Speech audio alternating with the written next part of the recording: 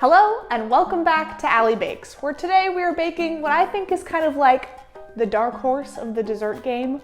We're making coffee cake. It's gonna be super moist, it's gonna be super cinnamony, and it's just gonna be really good. So let's get started. So this cake has two parts. We've got the cake and we've got the streusel. I'm gonna prepare my baking dish. I've got my oven preheated to 350, and then we're gonna start on the streusel.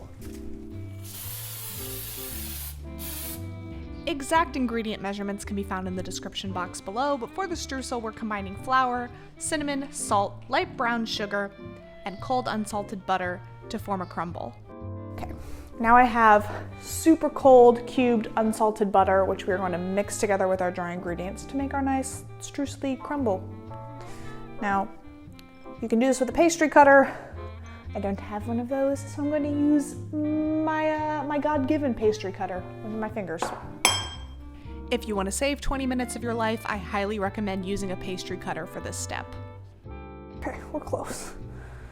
We're close. You don't want any big chunks of butter in there, because that is not pleasant. Unless you're into that sort of thing, I don't know.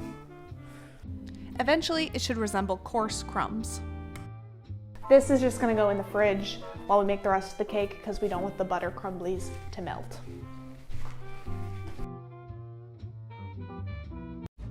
Coffee cake starts like pretty much any other cake. We're gonna start by creaming white sugar and butter together. It's a rule for most things you'll bake in your lifetime. You always wanna combine the wet ingredients before you add the dry. All of your ingredients should be the exact same temperature. And I found that makes for the best outcomes. Okay, we cream. The dry stuff is just your flour, salt, and leavening agents. Okay, and that's all gonna get whisked. Now is the time you'll wanna get your cup of sour cream out of the fridge to start to reach room temp. Dry stuff is ready. I'm gonna crack one egg at a time into our sugar and butter mixture.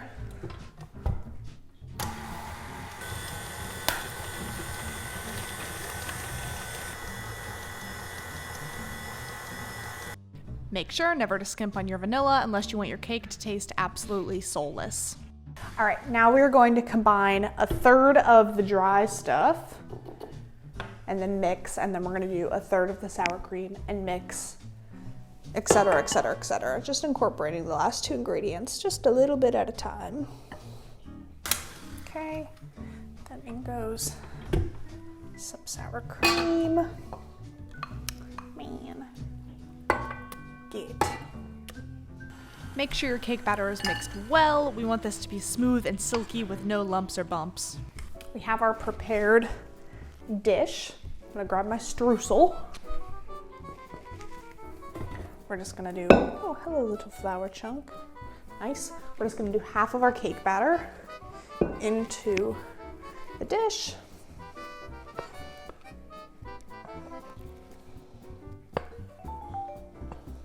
It doesn't have to be a super thick layer because this puppy is gonna rise. And we're gonna do a layer of our streusel throughout the middle, and I kinda like a lot. Because it's sugar and butter, like who wouldn't want a lot? After your streusel layer is laid down, you are just gonna rinse and repeat, putting another layer of cake batter on top and then topping it with a generous helping of streusel.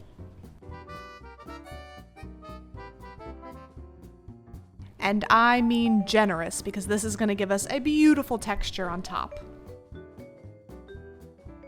And then this is gonna bake in our 350-degree oven for about 55 minutes.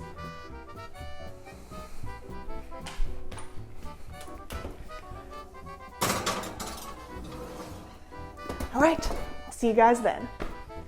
All right, it is time to take this thing out the oven. It smells so good. Holy, she grew.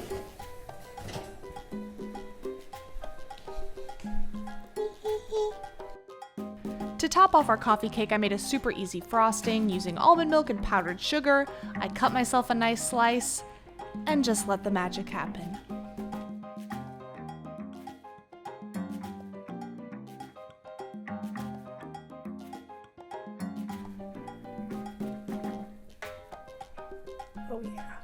bit of everything in there.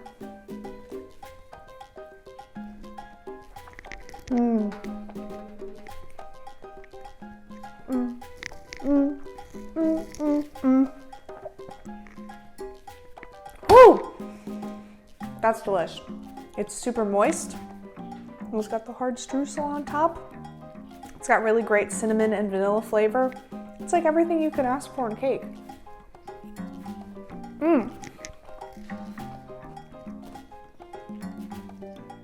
Nice generous line of streusel running through the middle of it. And it is just super duper moist and dense. Oh yeah. Coffee cake came out swinging today.